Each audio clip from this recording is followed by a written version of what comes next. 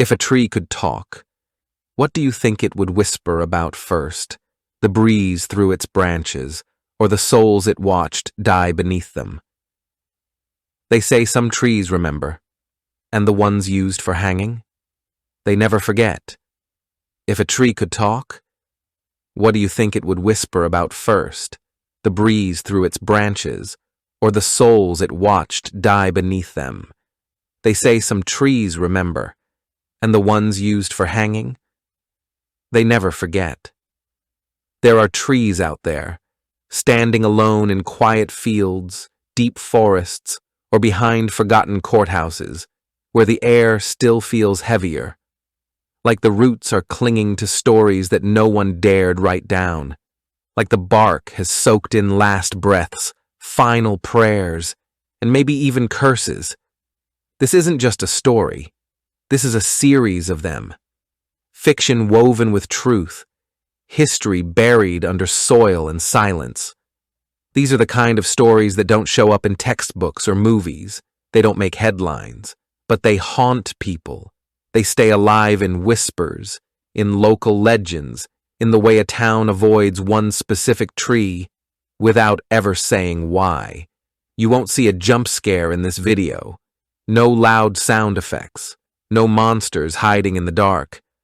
But the fear you'll feel here, it's colder, quieter, the kind that sits with you long after the screen goes black. Because this video isn't about horror. It's about memory. It's about the trees that watched and the lives that ended beneath them. Not every tree is just a tree. Some were never planted to give shade or beauty or fruit. Some were chosen or cursed to become silent witnesses to death. The term hanging tree might sound like fiction or poetry, but it's painfully real. In many parts of the world, especially in the 17th to 20th centuries, trees weren't just part of nature, they were part of justice, or more accurately, injustice. These trees stood tall in village squares, behind courthouses, or out in lonely clearings, not because they were special, but because they had the perfect branch, thick, horizontal, and high enough to hold a rope. They didn't ask for it, but people made them into gallows. In old Europe, it wasn't uncommon for communities to have an execution tree. Sometimes it had a name. Sometimes people wouldn't even say it out loud. You'd just hear, "They're taking him to the tree." In America, especially in the 1800s, the hanging tree became a powerful and disturbing symbol. It represented law and order in some towns, and mob justice in others. Some were used officially, where sheriffs read out final words before pulling the lever. But many others were used in the dead of night. No trials, no names, no justice. Just a rope and a crowd. And here's where it gets darker. In many cases, these trees became part of local tradition, a place where crowds would gather, even bring their children, to watch. People brought picnics, took photos, smiled, as if it were some kind of twisted theater. The tree didn't choose that role, but every time it was used, something changed. In the stories, in the air around it, and people noticed. Some refused to walk past it at night. Some swore they heard whispers or saw shadows near it, and others believed the tree itself became cursed, that no birds would land on it, that its leaves turned darker, even when the rest of the forest stayed green. Of course, scientists might say it's just superstition, that trees can't carry emotion or memory.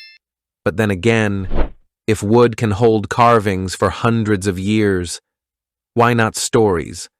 The hanging tree isn't just a piece of history, it's a symbol of death, of power, of silence, and of the people who were never given a chance to speak for themselves. In the next part, we'll step into one of those stories. A boy, a rope, a lie, and a tree that remembers every word. He was 17, too young to vote, too young to drink, old enough to hang. His name was Elias Porter, but most folks just called him the widow's boy. His father had died in a mine collapse when Elias was barely 4. After that, it was just him and his mother, a quiet, God-fearing woman who sewed clothes and read her Bible every night by candlelight. They lived on the edge of a town that doesn't exist anymore, a place with dirt roads, gossip that traveled faster than trains, and justice that didn't always need proof. One summer evening, a man turned up dead behind the general store. A traveling salesman known to flash cash and flirt with the wrong women, throat slit, pockets turned inside out, no witnesses, no weapon. But someone thought they saw Elias there earlier that day. Someone who didn't like him. Someone who thought he looked shifty. And in towns like that, a thought was all it took. They came for him at dawn. No warning, no warrant. Just a knock, and then a dozen men in boots and rage. He swore he didn't do it. His mother cried and begged. She told them he was home all night. But no one cared. No one listened. They marched him to the edge of town, to the old sycamore tree, the one everyone knew about, but no one talked about. It had a branch that bent just right, like it had done this before. They didn't give him a trial, just a rope and one chance to speak. And he did. He didn't scream. He didn't curse. He just turned to his mother and said, "You don't have to cry. I'll still be here, in the wind. Right here in the roots. I promise I didn't do it, Mama, I promise."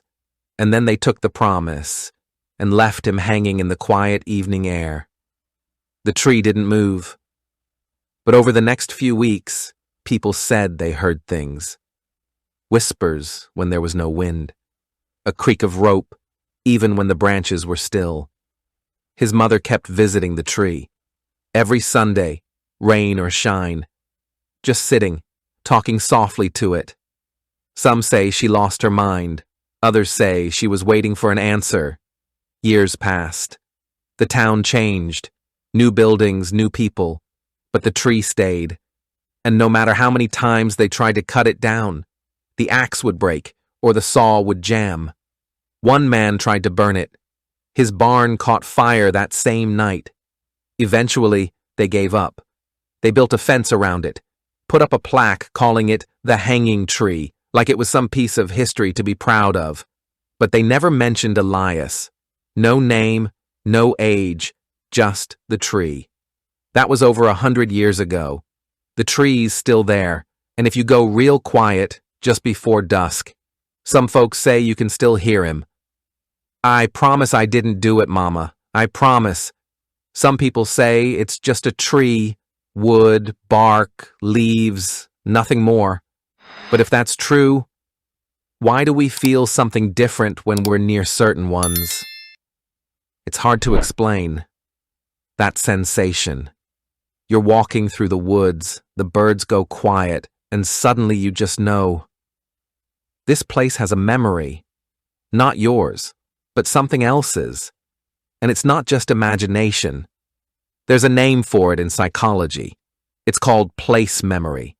It's the idea that certain locations carry emotional weight, not because they actually hold spirits, but because we do. As humans, we attach feelings to places. Trauma, grief, guilt. Sometimes even collective memory passed down through generations, and when enough people feel that way about a place, it becomes real, at least in our minds. Now, science might stop there. But stories? They go further. There are hundreds of accounts, whispered in small towns, hidden in local legends, of people seeing things near old execution trees. Shadows that move when no one's there. Cold air, even on warm days. The sound of ropes swinging. Footsteps in dry grass. One woman in Mississippi swore she saw a young man sitting at the base of a hanging tree, eyes closed, lips moving. When she got closer, he disappeared. But here's the twist. She said it wasn't scary. It was sad, like he was praying or waiting for someone who never came. Another story comes from a small village in Ireland, where an old oak tree was once used to hang rebels during the 1800s. To this day, birds won't land on it. Animals avoid the area. Even the grass grows in strange, twisted patterns around its roots. Coincidence? Maybe. Or maybe it's something deeper. Because whether or not you believe in spirits, we all believe in pain, in memory, in the idea that certain things stay. So maybe these trees aren't haunted by ghosts. Maybe they're haunted by us, by what we've done, by what we've tried to forget. And maybe the trees, tall, silent, watching, are just waiting for someone to remember, for someone to finally listen. They called her a witch, but her name was Anya. She lived in a quiet village tucked between the hills of Eastern Europe, a place where winters were long and whispers traveled faster than smoke. Anya was different. She didn't smile much. She walked barefoot through the woods, and she sang, always singing old songs, wordless ones, soft, eerie melodies that sounded like they came from another time. She'd hum them while gathering herbs, while walking through the fields, even while staring into the fire. The villagers didn't understand it, and what people don't understand, they fear. One winter, a child fell ill, fever, coughing. No cure seemed to work. People panicked, desperate. Then someone said they saw Anya near the house just days before. That was all it took. They didn't ask questions. They didn't care about proof, just fear and fire and the need to blame someone. They dragged her from her small wooden cabin in the woods, her wrists tied, her mouth quiet, but her eyes, they were calm. Too calm, people said. Like she knew something they didn't. Like she wasn't afraid of what was coming. They brought her to the edge of the forest, where an old, gnarled tree stood, half dead, half alive. No one remembered who planted it. No one remembered how it got its name, but everyone knew what it was for, the hanging tree. As they tied the rope around her neck, she finally spoke. But not with words. She sang. No screaming, no begging, just that same soft melody, haunting, broken, beautiful. And when the rope snapped tight, her song stopped mid-note. Just silence. But here's the part no one could explain. That night, the wind howled through the trees, louder than ever, and every time it passed through the branches of that old tree, people swore they heard it, her voice, singing, the same melody over and over again. Some said it was just the wind playing tricks. Others believed it was her soul, caught in the branches, refusing to be forgotten. Years passed. The village changed, but the tree remained. And so did the song. To this day, locals won't walk past it after dark. Travelers have reported strange dreams after camping nearby. One man even recorded the sound of the wind, and when he played it back, the pattern matched a folk lullaby never known outside the region. But no one had taught it to him. It was her song, the one she sang with her last breath. And now, the tree sings it for her, not out of revenge, but remembrance. Because sometimes the only way to keep a soul from vanishing is to let the wind carry their story. Not every hanging tree is just a story. Some of them are still standing. You can find them across the world, old, weathered, silent. No plaques, no fences, just standing there, pretending to be normal trees. But they're not. There's the Y Oak in Maryland, where it's said that runaway slaves were hung as a warning to others. Local folklore says people still avoid the spot, not out of superstition, but guilt. Then there's the Angel Oak in South Carolina. Towering, ancient, majestic. Tourists love it. They take photos, picnic under its shade. But many don't know that during the 1800s, it was used by vigilante mobs. Several people were lynched there under the cover of darkness. Locals say even on sunny days it casts a colder shadow than it should. In Texas, there's a tree known only as the hanging oak. It stands at the edge of a quiet cemetery. No signs, no stories officially written down. But generations of locals know its past. Children are told not to climb it, not because they might fall, but because of what hangs in the air around it. And in Australia, there's a ghost gum tree said to have been used in frontier-era executions. It's isolated, pale, the bark flakes like peeling skin. Hikers often report hearing snapping branches in still air and footsteps behind them, though no one's there. What connects these trees isn't just history, it's silence. You see, nobody talks about these trees. Not in schools, not in museums. They're too uncomfortable, too dark. They're reminders of what people did when they stopped treating others like people. So the trees just stand there, quiet, watching. And maybe that's the scariest part. Not that they were used, but that we left them behind, without names, without stories, without truth. Because history doesn't always hide in books.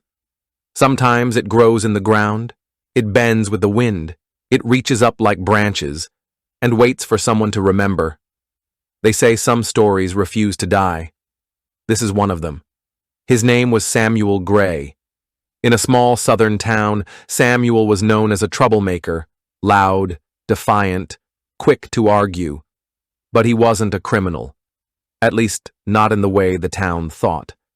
One night, after a fight broke out at the local tavern, a group of men dragged Samuel out to the hanging tree just beyond the town's edge. They didn't wait for a trial. They didn't listen to his protests. They tied a noose, placed the rope around his neck, and pulled. The rope tightened. The world went black.